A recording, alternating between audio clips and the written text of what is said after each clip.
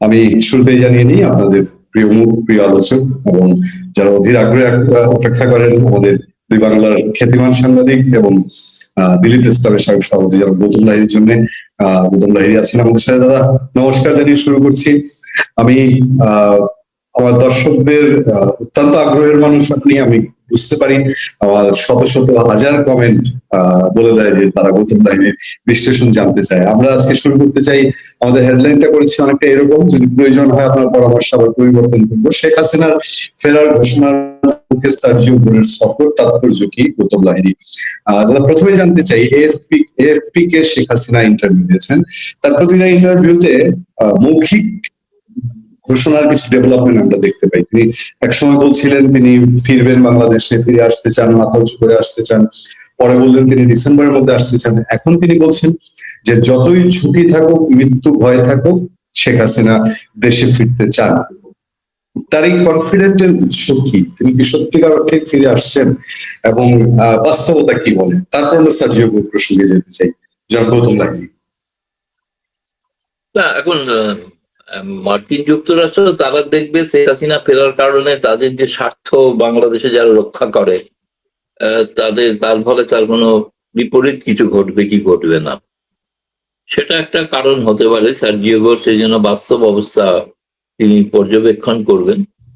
কিন্তু বাংলাদেশের বর্তমান সরকার বা অন্য জামায়াত বা অন্যরা তারা যে যাই মুখে বলুন যে শেখ হাসিনা বলে আর কিছু নেই, শেখ হাসিনা সমর্থক কিছু নেই, এটা তো বাস্তব ঘটনা। তাদের প্রভাবশালী গোয়েন্দা সংস্থা আছে এবং সিআইএর একজন গোয়েন্দাও আছেন এই মুহূর্তে বাংলাদেশে। ফলে তিনি নিশ্চয়ই সার্জিও সফরের আগে বিস্তারিত তথ্য তিনি জোগাড় করেছেন, এগুলো সার্জিও গোরের কাছে হয়তো পৌঁছে দিয়েছেন বা পৌঁছে দেবেন। বাস্তব পরিস্থিতিটা হচ্ছে শেখ হাসিনার প্রবল সমর্থন আগের তুলনায় আরো অনেক বেড়ে গিয়েছে বাংলাদেশে। শেখ হাসিনার প্রথম ভরসাস্থল সেটা। আমি আজকেই শুনেছি যে তিনি কিছু আরেকটি এই প্রথম আরেকটি বাংলাদেশ এই ভারতীয় একটি ম্যাগাজিনে তিনি সাক্ষাৎকার দিলেন, যে ম্যাগাজিনটি আজকে প্রকাশিত হয়েছে, আউটলুক। সেখানে তিনি তো তাকে প্রশ্ন করা হয়েছিল যে ভারতের পররাষ্ট্র মন্ত্রণালয় তো বলছে যে আপনাকে ফেরত দেওয়ার প্রশ্নটা তো সেটা হচ্ছে বন্দি প্রত্যার্পণ চুক্তি অনুসারে তারা করতে চান এবং সেই আইনি বিচার ইত্যাদি দেখে। তিনি তো জবাব দিয়েছেন আইনি বিচারের প্রত্যার্পণের তো প্রশ্ন কিছু আসছে না, যেটা স্বাভাবিক সময় লাগবে। আমি তো অত সময় দিতে পারবো না বাংলাদেশে, আমাকে ফিরতে হবে, কারণ সেখানকার মানুষের জন্য ফিরতে হবে। ফলে তিনি ফিরবেন, তিনি আরো পরিষ্কার করে দিয়েছেন যে আমি জানি আমার জীবনের ঝুঁকি আছে, আমি জানি না এটা কম বুদ্ধি তো এইটুকু তো বুদ্ধি আছে, তাহলেও যাবো দেখা যাক তারা আমাকে হত্যা করেন কিনা। সেখানে বর্তমান সরকার সাবেক প্রধানমন্ত্রীকে খুনের দায়ে অভিযুক্ত হন কিনা বিশ্বের দরবারে, সেটা দেখার বিষয় আছে। এগুলো তো সবসময় বাংলাদেশে যারা আছেন তারা তো আসলে অনেকটা মানে চিন্তিত, উদ্বিগ্ন, সেটা কিন্তু বোঝা যায় তাদের কার্যকলাপ দেখে। এখন আপনি যে কথাগুলো বললেন তার আগে আপনাকে আর একটা আজকে গুরুত্বপূর্ণ সংবাদ জানাতে চাই, যেটা হয়তো আমি জানি না বাংলাদেশের গণমাধ্যমে সেটা প্রকাশিত হচ্ছে কি হচ্ছে না বলতে পারবো না।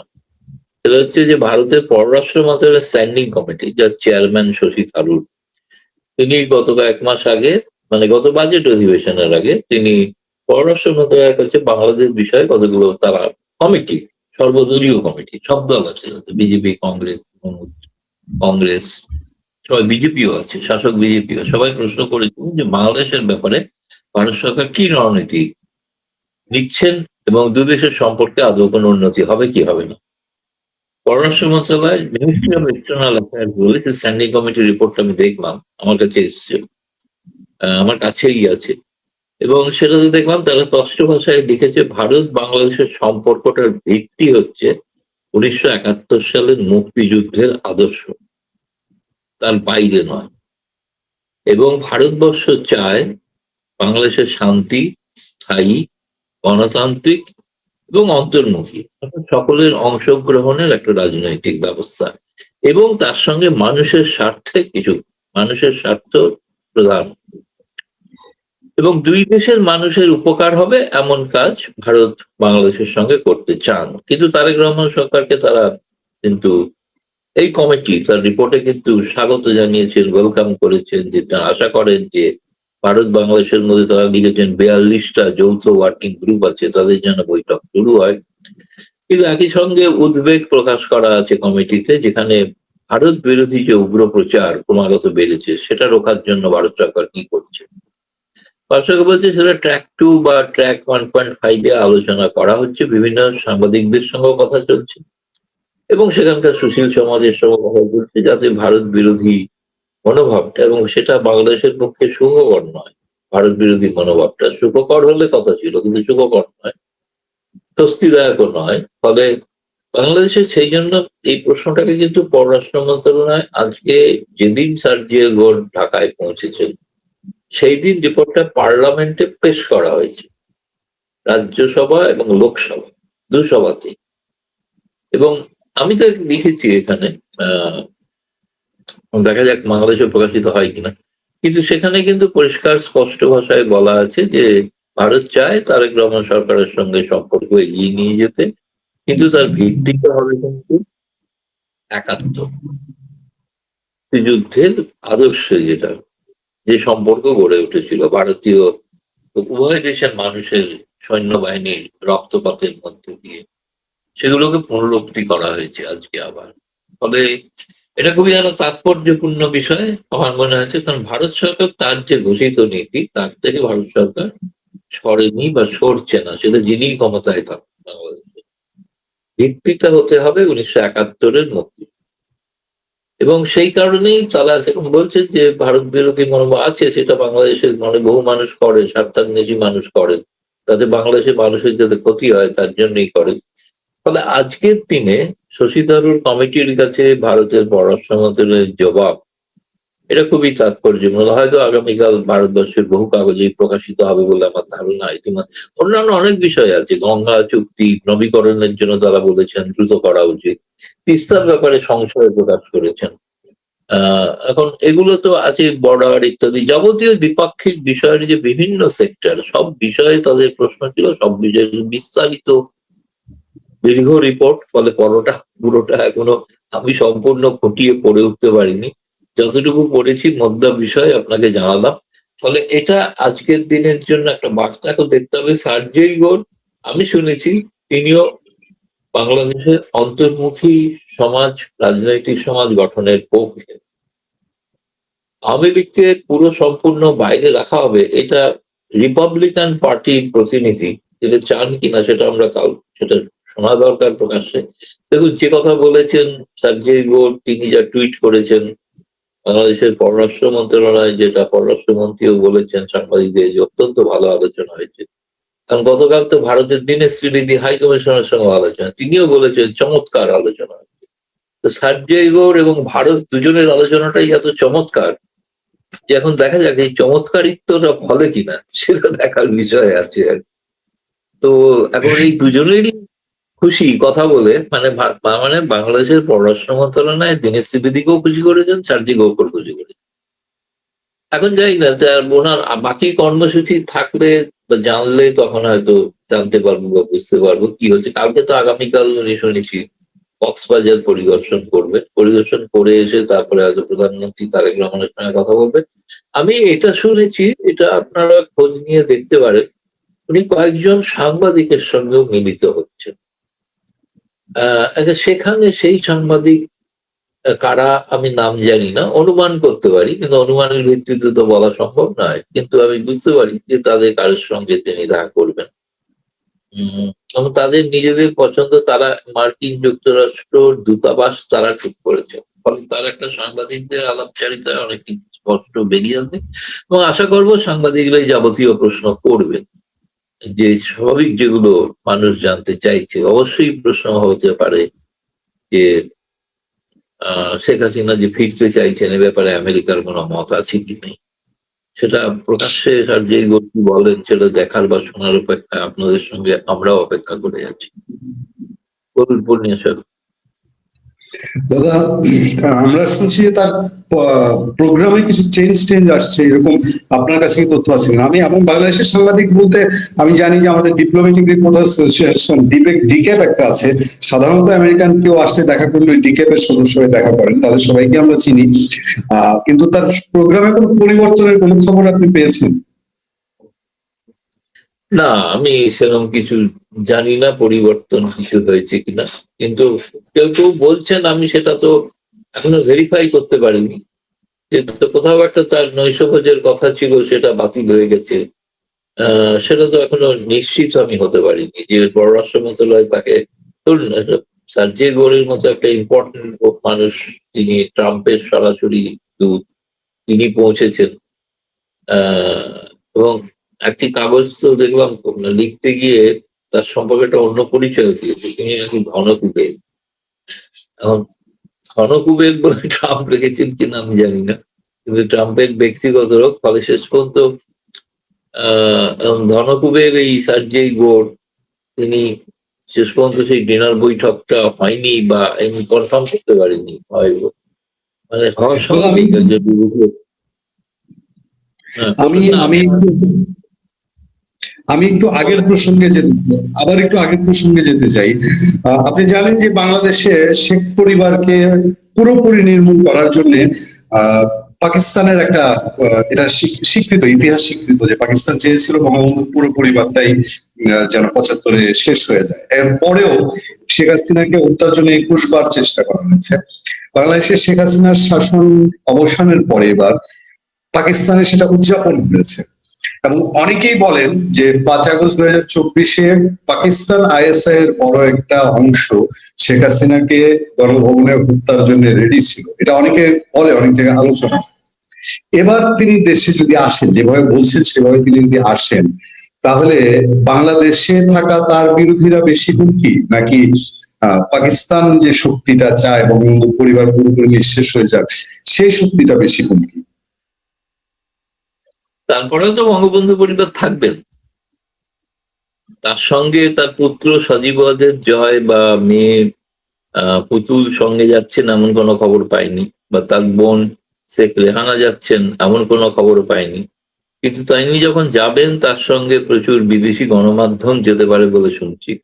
ফলে তাদের সামনে যদি হত্যাকাণ্ড ঘটে, তারা আশা করি স্পট থেকে ফ্যাকচুয়াল রিপোর্টিং করবেন। ফলে তাদের রিপোর্টিং থেকেই তো পরিষ্কার হয়ে যাবে যে কে দায়ী শেখ হাসিনার হত্যার জন্য। এবং আমার মনে হয় না যে তারেক রহমান সরকার এতটা ঝুঁকি নিতে পারবে না। আন্তর্জাতিক দুনিয়ায় খুব সমস্যার সম্মুখীন হতে হবে। মানে একটা সাবেক প্রধানমন্ত্রীকে হত্যা করা হচ্ছে, সেই দায়টা তো তাদের ঘাড়ে পড়বে না। ফলে তারেক রহমান সরকার কি এমন কিছু একটা কি সুযোগ করে দেবেন সেই পাকিস্তানি আইএসআই গোয়েন্দাদের, যে তাতে তারা নিশ্চিন্তে হত্যা করতে পারে? যদিও অনেকেই বলেন যে সবই সম্ভব বাংলাদেশে, বাংলাদেশে অসম্ভব বলে। ফলে এটা আমি উড়িয়ে দিচ্ছি না, কিন্তু শেখ হাসিনা বলছেন আমি তো এভাবে দীর্ঘকাল এরকম এখানে দিল্লিতে বসে নিরাপদ আশ্রয় এরকম থেকে যাব চিরকাল, এটা তো হতে পারে না, বয়স হচ্ছে। ফলে যা আবার হবে, বয়স হচ্ছে, এরপর আর কতদিনই বা বাঁচতাম, তাই না? তো যে কদিন আমি গিয়ে চেষ্টা করে দেখি একবার আমার দেশে মানুষের কাছে ফিরতে পারেন কি। কিন্তু আমি এটা বলছি আপনাকে, কোনোভাবে যদি তিনি গোপালগঞ্জ বা টুঙ্গিপাড়া পৌঁছাতে পারেন, সেখানে শেখ হাসিনাকে হত্যা করার মতো হিম্মত বা সুযোগ যারা পাবেন না, কেউ পাবেন না। যারা করতে যাবেন তারা না মার খেয়ে মারা যান, তাদের জন্য আমার আগাম চিন্তা রইল। তারা যেন সাবধানে যান শেখ হাসিনাকে আক্রমণ করতে। কারণ আমি জানি টুঙ্গিপাড়ায় মিনিমাম একটা সংখ্যা হিসেবে পেয়েছি 20 লক্ষ লোক সেদিন থাকবে সেখানে, 20 লক্ষ লোক। এখন সেটার জন্য বাংলাদেশের সেনাবাহিনী বা কি করবে সেটা আমি জানি না। সেটা ফলে এদের জন্য আমার শুভেচ্ছা রইল, আপনারা যেন বেনজির কি বলে জুলফিকার ভুট্টোর মতো প্রাণ হারিয়ে ফিরে না যান। পাকিস্তানিরাই হত্যা করেছিল জুলফিকার, যিনি বঙ্গবন্ধুকে ফাঁসি দিতে চেয়েছিল। ফলে এখন এই ইতিহাস তো আছে জানা। সুতরাং এটা দেখুন, তাদের পক্ষে খুব স্বাভাবিক একটা হুমকি দেওয়া, ভয় পাইয়ে যদি শেখ হাসিনাকে রোকা যায়। শেখ হাসিনা যে ধরনের নেত্রী, তাকে বোধহয় ভয় পাওয়ানো খুব মুশকিল, ভয় পাওয়ানো খুবই মুশকিল। আপনার শেখ হাসিনা বিহীন টুঙ্গি পাড়াতে এই শেখ হাসিনা বিরোধীরা ঢুকতে পারে না, আর শেখ হাসিনা থাকলে পরে টুঙ্গি পাড়ায় ঢুকবে, এটা আসলে কেউ বোধহয় পাগলও কল্পনা করে না। আমি দাদা জানতে চাই, ওটা তো পৃথক বাংলাদেশ হয়ে যাবে সেদিন। আমি জানতে চাই যে শেখ হাসিনা, আমাদের সমাজে শেখ হাসিনার সমর্থক কর্মী রয়ে গেছে, এখনো অনেক আছে। আমরা সাংবাদিকতা করতে গেলে অনেকের প্রশ্নের মুখে পড়ি, দেখি, জানি। আমি দেখতে পাচ্ছি যে তারা কেউ কনফিডেন্ট হতে পারছে না যে শেখ হাসিনা চলেই আসবেন কিনা, আসলে পরে লাভ কি হবে, তিনি এসে জেলে ঢুকে যাবেন, তাহলে আওয়ামী লীগের লাভটা কি। আমরা যারা এই যে দিগ্ভ্রান্তর মতো আছি, মানে তারা বলছেন আওয়ামী লীগের লোকজন এই যে দেশে থেকেও একটা বন্দির মতো অবস্থা, গৃহবন্দির মতো থাকতে হয়, তাদের কি লাভ হবে। এই যে একটা কনফিডেন্সলেস সিচুয়েশন, এইটা কি একটা প্রভাব ফেলবে না শেখ হাসিনার আশা, যদি এই ধরনের আশা হয় এবং তিনি এসে জেলে ঢুকে গেলেন, তাতে কি লাভ হবে? দেখুন, এরা ইতিহাস ভুলে যান, এই আর কি। দেশ যখন স্বাধীন হয়েছিল তখন কি বঙ্গবন্ধু দেশে ছিলেন? কোথায় ছিলেন? কারাগারে ছিলেন না? তাতে কি বাংলাদেশ স্বাধীন হয়নি? স্বাধীন হয়েছিল তো। তিনি তো একটা ডাক দিয়ে তিনি পাকিস্তানি সেনাবাহিনীর হাতে বন্দী হয়ে গিয়েছিলেন। তাকে তো ফাঁসিরও করেছিল। না হয়েছে ফাঁসি, না হয়েছে বাংলাদেশের পূর্ব পাকিস্তানের জয়, হয়েছে তো বাংলাদেশিদের জয়, তাই না? তো সুতরাং এটা আবার ঘটবে না এমন কিছু। আমি তো বলছি বারবার, বাংলাদেশ আবার একটা একাত্তরের মুখে, আবার একটা একাত্তরের মুখে। এখন এই নিয়ে কেউ কেউ আমাকে প্রশ্ন করেন, একাত্তরে তো ভারত সঙ্গে দিয়েছিল, এখন কি সেটা করবে? সেরকম কিছু আছে? তারেক রহমান সরকারের সঙ্গে এত ঘনিষ্ঠতা, 2001 থেকে 2006 তো বিএনপি সরকার ক্ষমতায় ছিলেন, তাদের সঙ্গে তো ভারত সরকারের সম্পর্ক ছিল, খুবই ভালো সম্পর্ক ছিল। তাতে কি হয়েছে? তাতে কি শেখ হাসিনার ক্ষমতায় আসা দেশের আটকেছে? আটকায়নি। সুতরাং এগুলো রাজনীতিতে থাকবে, তাদের খুব স্বাভাবিক বুদ্ধিতে এগুলো মনে হচ্ছে। কিন্তু বঙ্গবন্ধু পরিবার যে ধরনের তারা ঝুঁকি নিতে, সাহস নিতে পারেন, সেই ঝুঁকি বা সাহস আর কোন দলের পক্ষে নেওয়া সম্ভব হয় না। ফলে লাভ হবে মানে তারা আবার মুক্ত বাংলাদেশ দেখতে পারেন, এটুকুই লাভ হবে, আর কিছু না। বর্তমানে পরাধীন অবস্থায় আছেন যদি বলি, তাহলে তখন তারা লাভবান হবেন। স্বাধীন বাংলাদেশ আর একবার দেখবেন, দ্বিতীয়বার স্বাধীন। এবং ডিসেম্বর তো বিজয়ের মাস, কি আত্মসমর্পণ করে সেটা দেখার জন্য সবাই দেখবেন তারা। শেখ হাসিনা দাদা, যারা আরেকটা টপিক, আমার দিনেশ ত্রিবেদীর ইয়েতে চলে যায়। আপনি জানিয়েছেন, আপনি বলেছেন যে বাংলাদেশের পররাষ্ট্রমন্ত্রী, পররাষ্ট্র প্রতিমন্ত্রীর সঙ্গে দিনেশ ত্রিবেদী দেখা করেছেন। সেখানে তারেক রহমানের ভারত সফরের আমন্ত্রণ যেটা ঝুলে আছে, এটা নিয়ে কথা উঠেছে। দিনেশ ত্রিবেদীও বলেছেন যে এটার দিকে ভারত তাকিয়ে আছে। হ্যাঁ, এই সফরটা হলে পরে কি ধরনের ফলাফল আনবে, কি ধরনের প্রভাব পড়বে, আর যদি না হয় কোনো কারণে, তাহলে কি হতে পারে? না হলে বাংলাদেশের ক্ষতি, না হলে বাংলাদেশের ক্ষতি, এক কথা। কারণ এটা তো শুধু ভারতের নয়। শুনুন, তারেক রহমান সরকারের পক্ষে একটা সুবিধা যে তিনি ভারতের সঙ্গে কোনো দ্বিপাক্ষিক সফরে আসছেন না। তিনি ব্রিক্স, একটা আন্তর্জাতিক বহুদেশীয় মঞ্চের একটা সম্মেলনে, শিখর সম্মেলনে আসছেন বিশেষ অতিথি হিসেবে। সেই সময় প্রত্যেকটা দেশের সঙ্গে তার বৈঠক হতে পারে, চীনের সঙ্গে হতে পারে, রাশিয়ার সঙ্গে হতে পারে। ভারতের তো খবর শীঘ্রই নিশ্চিত আসছেনি। এখন ভ্লাদিমির পুতিন কিছুদিনের মধ্যে কনফার্ম হতে পারে। 11টা দেশ, তার মধ্যে ইরানও আছে। ফলে এইসব দেশের প্রত্যেকের রাষ্ট্রপ্রধানের সঙ্গে তারেক রহমানের একটা সাক্ষাতের সম্ভাবনা আছে, ভারত ছাড়াই। এরপরে ধরুন ভারত, কিন্তু তিনি এলে প্রত্যেকটা দেশ কিন্তু শেখ হাসিনা প্রসঙ্গ উত্থাপন করবে। তারা জানতে চাইবে যে বাংলাদেশে কি ধরনের রাজনীতি হচ্ছে, কি রাজনীতি হচ্ছে। আচ্ছা, চীন তো জানেই, কিন্তু বাকিরা অনেকে আরো কষ্ট বলে তারেক রহমানের কাছে জানতে চাইতে পারে। এটা আমি জানি না এটা যে ভারতের কোনো কৌশল কিনা, যে এদেরকে দিয়ে প্রশ্ন করিয়ে জানা যে সত্যি সত্যি বাংলাদেশে শেষ পর্যন্ত ইনক্লুসিভ পলিটিক্স হবে কি হবে। এখন সেটা ভারতের সঙ্গে যখন কথা হবে, তখন ভারত নিশ্চয়ই অন্য যাবতীয় দ্বিপক্ষীয় সম্পর্ক উন্নত করা, যেগুলো যেগুলো বন্ধ হয়ে আছে সেগুলোকে শুরু করা, ইত্যাদি বিষয় তো শুরু হবে, হতেই পারে আলোচনা। কিন্তু তার সঙ্গে তো এটা অবভিয়াস ব্যাপার না যে সেখানে প্রসঙ্গটা তো অনুচ্চারিত থেকে যাবে, এটা হতে পারে। তারা তাদের মত বলবেন শেখ হাসিনা সম্পর্কে, কিন্তু ভারত তাদের মত, তার মত শুনবেন এবং তাদের মতামত বলবেন। ফলে এটা বিষয়টা আলোচনা, সেপ্টেম্বরটা সেই জন্য খুব গুরুত্বপূর্ণ বিষয়, গুরুত্বপূর্ণ সময়, যে সময়তে এই বিষয়ে একটা কোনো সিদ্ধান্ত হয়তো জানা যেতে পারে। বা তারেক রহমান সরকার, যেমন তারেক রহমান সরকারের পক্ষে প্রকাশ্যে ঘোষণা করা সম্ভব নয় যে আমরা শেখ হাসিনাকে সাদরে লাল কার্পেট দিয়ে ওপর চলা যাবে, এটা তো সম্ভব না। কিন্তু আর কি করা যেতে পারে সেটা নানাভাবে পথ আছে, যদি চান, সদিচ্ছা যদি তাকে অনেক কিছু করতে পারে, যেটাতে ভারত হয়তো চাইতে বুঝাতে যে যেটা আজকে ভারত সরকারের উত্তর, ইনক্লুসিভ সোসাইটি দরকার এবং ৭১-এর মুক্তিযুদ্ধের আদর্শে বাংলাদেশ প্রয়োজন। তো সেই ৭১-এর মুক্তিযুদ্ধের বাংলাদেশ, তাতে বিএনপিও অংশীদার ছিল। ফলে তারা এবং আওয়ামী লীগ দুটোই তো ৭১-এর মুক্তিযুদ্ধের পক্ষের লোক, না তো জামায়াত না এনসিপি। এনসিপি তো জন্মই হয়, তাদের বাবারা হয়তো লড়াই করে থাকতে পারে, তাদের জানেও না। আমার জানি না তারা করেছিলেন কিনা, সন্দেহ আছে। এই বিশিষ্ট আপনাদের বুদ্ধিজীবী যিনি ছাত্রদের লিখেছেন, তিনি তো প্রকাশ্যে বই লিখেছেন যে ৭১-এর যে সংবিধান সেটাই ফ্যাসিবাদী সংবিধান। আমি আর নাম বলে তাকে বিখ্যাত করতে চাইছি না। তিনি, তার স্ত্রী একসময় ইউনুসের উপদেষ্টা হয়েছিল, মৎস্য উপদেষ্টা, এসেই ভারতে মাছ রপ্তানি বন্ধ করে দিতে চেয়েছিল। এবং তার সঙ্গে তিনি আবার তার আগে পার্লামেন্টে মহিলাদের সংরক্ষণেরও বিরোধী ছিলেন। একজন মহিলা হয়ে মহিলা সংরক্ষণের বিরোধী ছিলেন, মানে বুঝতে পারছেন তো কি ধরনের পুরুষতান্ত্রিক মানসিকতার তারা। মানে সোজা কথা, খুব পিছিয়ে পড়া মানুষ, চিন্তাশীল, নিজেদের দার্শনিক বলে থাকেন, আসলে পিছিয়ে পড়া দার্শনিক, পিছিয়ে পড়া চিন্তা, নেগেটিভ নেতিবাচক চিন্তার দার্শনিক। এরা সমাজের কিন্তু কোনো উপকার করতে পারেন না, ক্ষতিই করতে। এখন ধীরে ধীরে একটু বিচ্ছিন্ন হয়ে গেছেন, দেখি সেটা অন্য বিষয়। কিন্তু যেটা বলবো যে আর একটা বিষয় হয়তো আলোচনায় আসতে পারে সার্জিয়াগোরের সফরে, আমার মনে হয় যে সেটা হচ্ছে যে রাষ্ট্রপতি নির্বাচন। রাষ্ট্রপতি নির্বাচনে যেটা বিএনপি তাকে চায়, যেটা বিএনপির ইচ্ছা আছে, তাকে দিয়ে করতে চায়, সবই ঠিক কথা।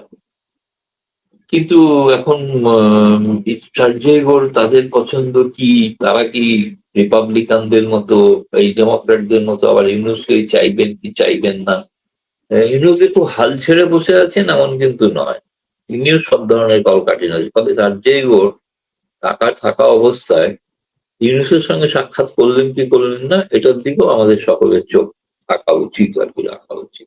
তিনি কার কার সঙ্গে, বা কিছু যে বললেন যে তার সফরসূচি কাটছাট হয়েছে, সেটা জানা দরকার আর কি। কাটছাট বলতে কি বোঝাচ্ছে? তিনি কক্সবাজার থেকে ফিরে এসে প্রধানমন্ত্রীর সঙ্গে সাক্ষাৎ করবেন, আরো অনেকের সঙ্গে সাক্ষাৎ করার তার কথা, ইনক্লুডিং সাংবাদিক। তো এখন দেখা যাক সেটা হয় কি হয় না। আমি দাদা শেষ প্রসঙ্গটা তোলার আগে আমার নিজের সাংবাদিক হিসেবে একটা পর্যবেক্ষণ আপনাকে জানিয়ে দিই। বাংলাদেশের রাজনীতিতে এবার এ মাসে এসে প্রমাণ হয়েছে যে এনসিপি আসলে আর প্রাসঙ্গিক না। আমি অনেক সময় আমার আলোচনা ব্যক্তিগত শোগুলোতে আমি বলি যে আমার আমার প্রেডিকশন হলো যে এই দলটা বাংলাদেশের ফ্রিডম পার্টির মতো একসময় বিলীন হয়ে যাবে, ভ্যানিশ হয়ে যাবে। তারা একটা পদযাত্রা করছে, সেখানে লোক হয়ই না, বলতে গেলে একদমই লোকজন হয় না, পাবলিক পার্টিসিপেশন তো নাই, তাদের নেতা কর্মীও খুব কম। আমি আরেকটা প্রসঙ্গে যেতে যেতে চাই, আপনার একটা কথা আমাকে অনেকেই, গতকালও আমাকে একজন রেফারেন্স দিয়েছে, বলেছি যে দাদাকে আপনি জিজ্ঞেস করেছিলেন বাংলাদেশ ভারত সম্পর্কটা কখন ভালো হবে, দাদা উত্তর দিয়েছিলেন যে যখন থেকে টুরিস্ট ভিসাটা ওপেন হয়ে যাবে আপনি ধরে নেবেন সম্পর্কটা ভালো হয়ে যাচ্ছে বা গেছে। টুরিস্ট ভিসাটা ওপেন হলো বেশ অনেকদিন, ২-৩ সপ্তাহ হয়ে গেল, কিন্তু কোথায় যেন সম্পর্কে এখনো একটা টানাপোড়েন মনে হয়, একটু অবিশ্বাস মনে হয়, একটু দোলাচল, একটু পাকিস্তানের দিকে বেশি দুর্বলতা এরকম মনে হয়। এটার কারণটা কি? আমার মনে হয় ভিসার ব্যবস্থাটা যতটা সহজে ঘোষণা হয়েছিল উন্মুক্ত হওয়ার, ততটা কিন্তু উন্মুক্ত হয়েছে কিনা আমার একটু সন্দেহ আছে। একটু বোধহয় ভারত সরকার রাশ টেনেছে কোনো কারণে। তার কারণ যেটা ভাবা হয়েছিল যে এই ধরনের একটা, যে মানুষের উপকারের জন্য যে একটা সিদ্ধান্ত হলো, তাতে যে ধরনের প্রতিদান, প্রতিদান তো নয়, আমি বলছি তার যে একটা পাল্টা কিছু করা, উল্টে কিছু করা সরকারের পক্ষ থেকে। আমি তো বলছি তো তারেক রহমান সরকারের ক্ষমতায় আসার পর থেকে আপনি একটা কোনো উদাহরণ দিতে পারবেন না যে উদাহরণে যে তারা ভারতের জন্য এত কিছু করেছে। কি করেছেন? কিছুই তো করেননি, না কিছু করতেও চাইছেন না, অথচ ভারত থেকে সুবিধা আদায় করতে চাইছেন চাপ দিয়ে, ভয় দেখিয়ে, এরকম ভাবছেন। আর সেটা ভারতকে ভয় দেখিয়ে তো কোনো লাভ নেই। আমার মনে হয় বাংলাদেশের নিজেদের ক্ষতি হবে। ভারতের অবশ্যই ক্ষতি হবে না যে তা না, ভারতের নিশ্চয়ই ক্ষতি হতে পারে, কিন্তু তার চেয়ে বেশি ক্ষতি হয়ে যাবে বাংলাদেশের সাধারণ মানুষ। ফলে সেইটার দিকে মাথায় রেখে তাদের আরো বেশি প্রোঅ্যাক্টিভ স্ট্যান্ড নেওয়া উচিত বলে আমার মনে হয়। আমি জানি না শেষ পর্যন্ত কি হবে, কিন্তু তারেক রহমান, আমিও আশা করছি দীনেশ ত্রিবেদীর মতো তিনি আসবেন। যেটা বলেছেন অধীর আগ্রহে অপেক্ষা করছি, কিন্তু দীনেশ ত্রিবেদী এটাও বলেছেন সিদ্ধান্তটা কিন্তু প্রধানমন্ত্রী নেবেন। আমরা আমন্ত্রণ জানিয়েছি, কিন্তু প্রধানমন্ত্রী সিদ্ধান্ত নেবেন। তবে তিনি এলে আমরা অধীর আগ্রহে তাকে সম্বর্ধনা দেওয়ার জন্য প্রস্তুত আছি আর কি। সেটা বলেছেন আর কি। ফলে এখনো তো সত্যি সত্যি তারেক রহমান সরকার তো যদিও ইতিমধ্যে ব্রিক্স এর সম্মেলনের জন্য মিডিয়ার অ্যাক্রিডিশন শুরু হয়ে গেছে। মিডিয়ার অ্যাক্রিডিশনের জন্য 31শে অগাস্ট হচ্ছে শেষ তারিখ। তার মধ্যে আবেদন করতে হবে যারা কভার করতে চান। ফলে বাংলাদেশের যারা কভার করতে চান তাদেরকেও কিন্তু এই সুযোগে সাংবাদিকরা কিন্তু ভিসা পেতে পারেন, যেটা বাংলাদেশ যে চট করে ভিসা পেতে অসুবিধা হচ্ছে। ফলে সেই সময় ব্রিক্স এর জন্য তারা যদি আবেদন করেন তাদের চট করে না করাটা অসুবিধা, কিন্তু সেটা তখনই হতে পারে সেখানে কোনো প্রতিনিধিকেও তারেক রহমান এলে হবে না, সেখানে প্রধানমন্ত্রীকে আসতে হবে। প্রধানমন্ত্রী এলেই সেটা সম্ভব, এবং আমার ধারণা এখনো আমিও আশা করছি যে প্রধানমন্ত্রী হয়তো আসবে। শেখ হাসিনার দেশে ফেরার সিদ্ধান্ত ঢাকা এবং দিল্লির মধ্যে নানা রকম জটিলতা তৈরি করেছে। একই সঙ্গে আওয়ামী লীগ এবং বিএনপির মধ্যে যে সম্পর্ক, সেই সম্পর্কটা অনেকটা মুখোমুখি জায়গায় পৌঁছে গিয়েছে। অন্যদিকে জামাত, এনসিপি অর্থাৎ সরকার বিরোধী যে দলগুলো রয়েছে, এই সময়টিতে শেখ হাসিনার দেশে ফেরার ব্যাপারে এবং আওয়ামী লীগের ব্যাপারে তাদের যে গত 2 বছরের অনমনীয় ভূমিকা, সেই অনমনীয় ভূমিকাটা কেমন যেন 180 ডিগ্রি অ্যাঙ্গেলে উল্টে গেছে। সরকার বিরোধী যে সকল শক্তি রয়েছে, তাদের যারা শীর্ষ নেতৃবৃন্দ রয়েছেন, তারা অনেকটা স্যাটায়ার করে শেখ হাসিনাকে বলার চেষ্টা করছেন, আপনি আসুন, আপনাকে যেখানে পাবো সেখানেই আপনার যে মৃত্যুদণ্ড রয়েছে সেটি কার্যকর করা হবে, ইত্যাদি ইত্যাদি নানা রকম। কিন্তু সাংগঠনিকভাবে তারা চাচ্ছে, এখানে কৌশল করছে। কৌশলটা হলো যে আওয়ামী লীগকে এবার বিএনপি সরাসরি মোকাবেলা করুক। এ কারণে গত 2 বছরে এখানে যে বিষয়গুলো হয়েছে সেটা হলো আওয়ামী লীগের বিরুদ্ধে যত মামলা হয়েছে, মোকদ্দমা হয়েছে, বলতে গেলে তার শতভাগ মামলা মোকদ্দমা করেছে বিএনপির লোকজন, এবং তারা এই কাজগুলো করে যথেষ্ট চাঁদাবাজি করেছে, অর্থবৃত্তের মালিক হয়েছে, এবং আওয়ামী লীগের পরিবারকে জিম্মি করে রাজনৈতিক, অর্থনৈতিক, সামাজিক ফায়দা লুট করেছে। আর অন্যদিকে 32 নম্বর ভাঙা, তারপর বিভিন্ন জায়গাতে আওয়ামী লীগের লোকদের উপর মব করা, এরকম কিছু ঘটনাকে, যেগুলোকে সাধারণত জামাত এবং এনসিপি বিচ্ছিন্ন ঘটনা বলছে, কিন্তু এগুলোকে ক্যাপিটালাইজ করে এমনভাবে প্রচার করা হয়েছে যে গত 2 বছরে আওয়ামী লীগের উপর যত অন্যায় হয়েছে, অবিচার হয়েছে, তা আসলে জামাত করেছে, এনসিপি করেছে। এদিকে তৃণমূলের খবর, ঢাকার যারা আছেন লোকজন তাদের কথা আলাদা, কিন্তু তৃণমূলের খবর হলো অবস্থা দৃষ্টে যারা পলিটিক্যাল লোকজন রয়েছেন বিএনপি এবং জামাতে, তারা সবাই আওয়ামী লীগের যারা নিরীহ ভোটার রয়েছেন তাদের সঙ্গে একটা সমঝোতা সম্পর্ক তারা তৈরি করেছিলেন বিগত নির্বাচনকে সামনে রেখে। আর এখন বলতে গেলে আওয়ামী লীগের লোকজন তারা তাদের মতো করে বুক ফুলিয়ে চলছেন বিভিন্ন জায়গাতে। অন্যদিকে বিএনপি, জামাত এবং এনসিপির মধ্যে যে বিরোধ, যে বন্ধুত্ব, এটা অনেকটা গুপ্ত। মানে তাদের মধ্যে আসলে সমঝোতা নাকি শত্রুতা, তাদের মধ্যে বন্ধুত্ব নাকি বৈরিতা, এটি বোঝা যাচ্ছিল না। কিন্তু সাম্প্রতিক কিছু কর্মকাণ্ডে যেটা মনে হচ্ছে সেটি হলো বিএনপি, জামাত, এনসিপির যে সম্পর্কটি পয়েন্ট অফ নো রিটার্নে চলে গেছে। বিশেষ করে জুলাই সনদ বাস্তবায়ন, সংবিধান সংশোধন, ডক্টর মোহাম্মদ ইউনূসকে রাষ্ট্রপতি পদে বসানো, তারপর আল ইলিয়াস কমিশনের যে সংস্কার প্রস্তাবগুলো ছিল সেগুলো তাদের মতো করে, অর্থাৎ এনসিপি এবং জামাতের মতো করে, ডক্টর ইউনূসের মতো করে সেগুলো বাস্তবায়ন করা, এই কাজগুলো বিএনপি আসলে করতে চাচ্ছে না। দ্বিতীয়ত, ডক্টর মোহাম্মদ ইউনূসের যারা লোকজন ছিলেন তাদের একটা বিরাট অংশ যারা প্রো বিএনপি ছিলেন, বিএনপি তাদেরকে ক্যাপিটালাইজ করে ফেলেছে, তাদেরকে নিয়ে নিয়েছে। এবং এই যে তাদেরকে নিয়ে নেওয়া, এটা জাস্ট বড় উদাহরণ দিলেই বুঝতে পারবেন। যেমন ডক্টর মোহাম্মদ ইউনূসের একেবারে দক্ষিণ হস্ত, যাকে বলা হতো সরকারের মুখপাত্র, বিকল্প উজিরে আজম জনাব শফিকুর রহমান, প্রেস সেক্রেটারি। আপনারা জানেন যে তিনি অতি সম্প্রতি একটি পত্রিকার সম্পাদক হয়েছেন। সেই পত্রিকার মালিক কি আপনারা জানেন? সেই পত্রিকার মালিক হলেন জনাব Gorky, Anis Ahmed Gorky, MGS গ্রুপের মালিক। এবং আনিস আহমেদ গোর্কি জনাব তারেক রহমান সাহেবের সবচেয়ে ঘনিষ্ঠ বন্ধু। মানে তারেক রহমান সাহেবের যে কজন বন্ধু রয়েছেন তাদের মধ্যে অল্প কয়েকজন বন্ধু রয়েছেন, তার মধ্যে সবচেয়ে অভিজাত, ব্লু ব্লাড এবং সবচেয়ে ধনী যে মানুষটি, তিনি হলেন এই আনিস আহমেদ গোর্কি, এমজিএস গ্রুপের মালিক। এই গোর্কির মালিকানাধীন পত্রিকাটি জনাব শফিক তিনি সম্পাদক হিসেবে দায়িত্ব গ্রহণ করেছেন। এবং আপনি দেখেন যেদিন থেকে তিনি এই দায়িত্ব গ্রহণ করেছেন এবং বিএনপি যেদিন থেকে ক্ষমতায় আসছে সেদিন থেকে জনাব শফিক তিনি আগের মতো করেই, অর্থাৎ ইনুস জামানাতে যেভাবে কথা বলেছিলেন ঠিক সেই ভাষাতে তিনি কথা বলছেন। এর বাইরে অন্যান্য যারা আছেন, যারা অনেকটা পুরো বিএনপি ছিলেন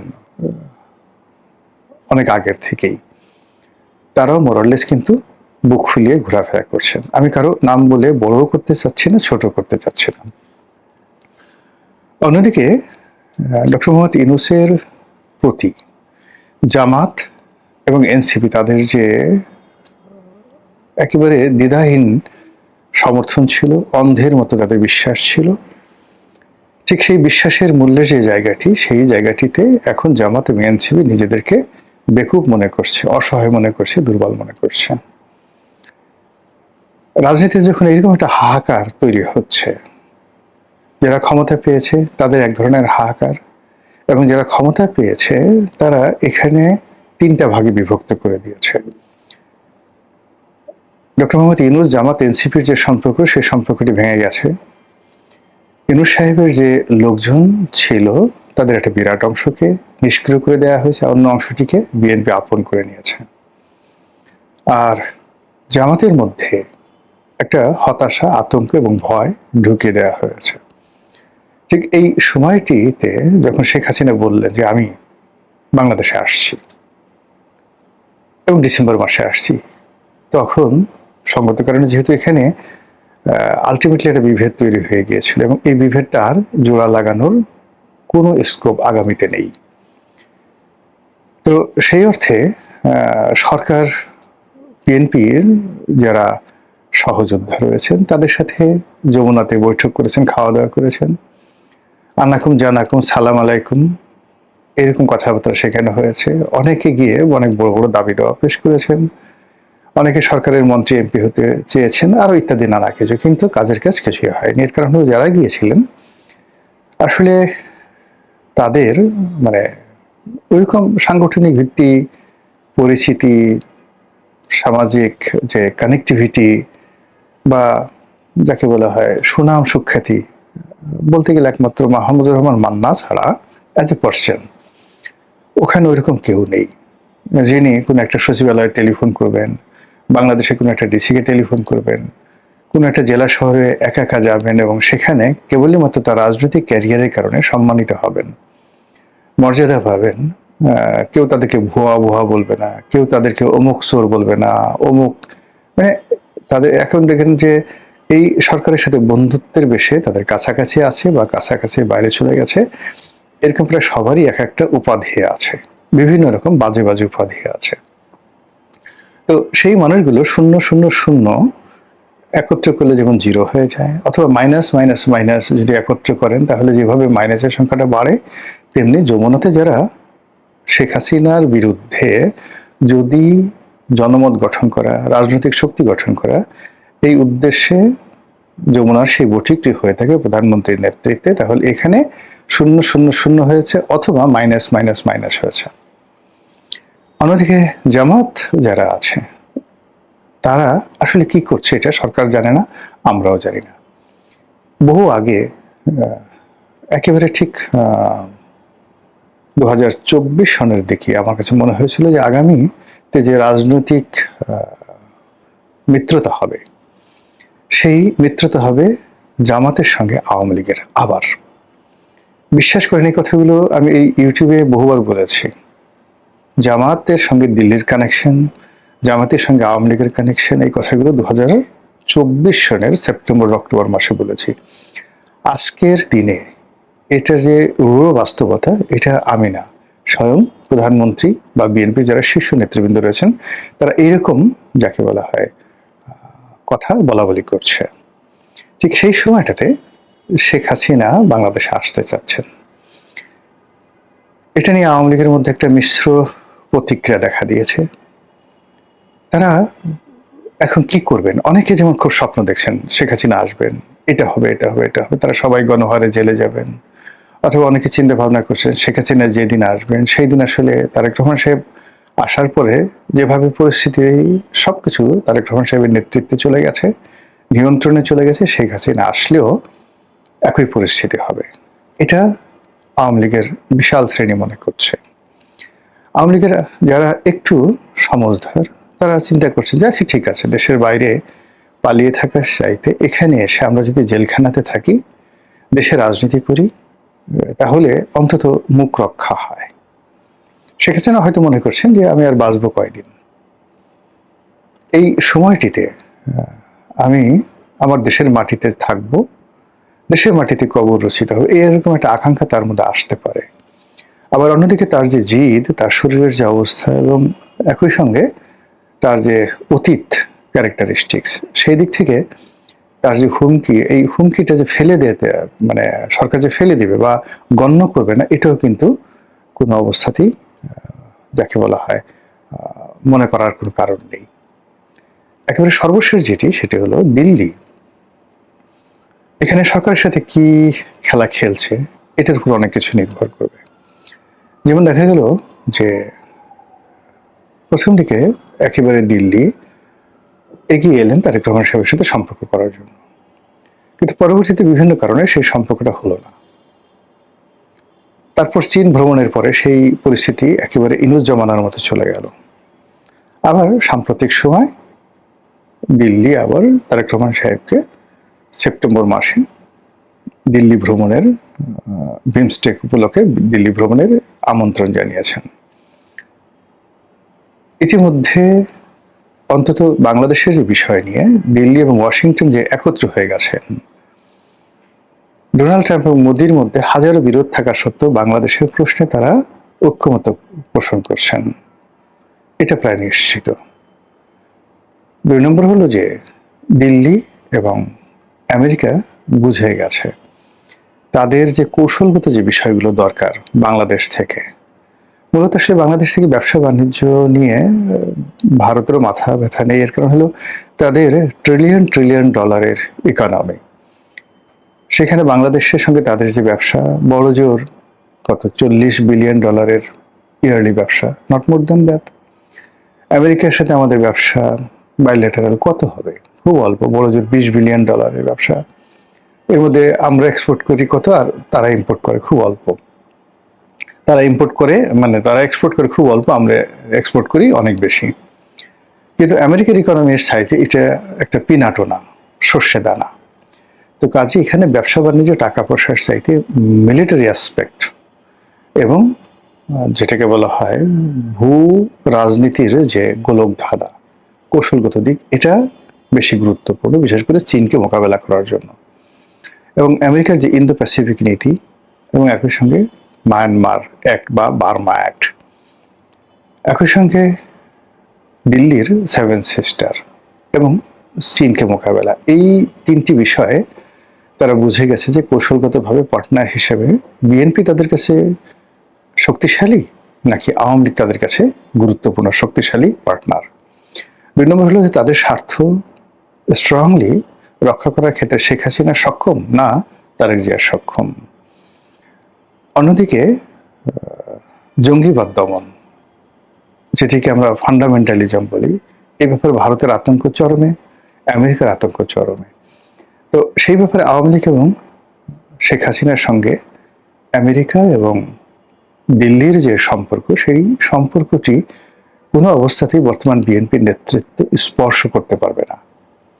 তো সেই দিক থেকে ফাইনালি একবার সামনে টেনে, অর্থাৎ মাছ যেভাবে শিকার করে, আপনি মাছ বসে গেলে ফেলেছে, এখন একবার তাকে ছেড়ে দেন, একবার টানেন, এভাবে একটা সময় সে রক্তাক্ত হবে, দুর্বল হবে, এবং পরবর্তীতে আপনি তাকে উঠিয়ে একদম সুন্দর করে ফ্রাই করে খেয়ে ফেলবেন। এইভাবে সরকারকে টানা হেসরা আমেরিকা করছে, তারপর ভারত করছে, IMF এর মাধ্যমে করছে, বিশ্ব ব্যাংকের মাধ্যমে করছে, দিল্লির কূটনীতির মাধ্যমে করছে, যেটাকে আমরা সাউথ ব্লক বলি, তার মাধ্যমে করা হচ্ছে, CIA এর মাধ্যমে করা হচ্ছে, রয়ের মাধ্যমে করা হচ্ছে। আবার এই যে বাংলাদেশে বিভিন্ন জায়গাতে যে বোমা পাওয়া যাচ্ছে, এর মাধ্যমেও সরকারের যে এনার্জিটা নষ্ট করে দেওয়া হচ্ছে। আর এই যে এনার্জিগুলো যখন নষ্ট হতে হতে সেপ্টেম্বর অক্টোবরের দিকে এই এনার্জি আরো নষ্ট হয়ে যাবে, ঠিক সেই সময়টাতে শেখ হাসিনার বাংলাদেশে আগমন নিয়ে দিল্লি যে কি খেলা খেলবে সেটা আমরা এখনো পর্যন্ত আন্দাজ করতে পারছি না।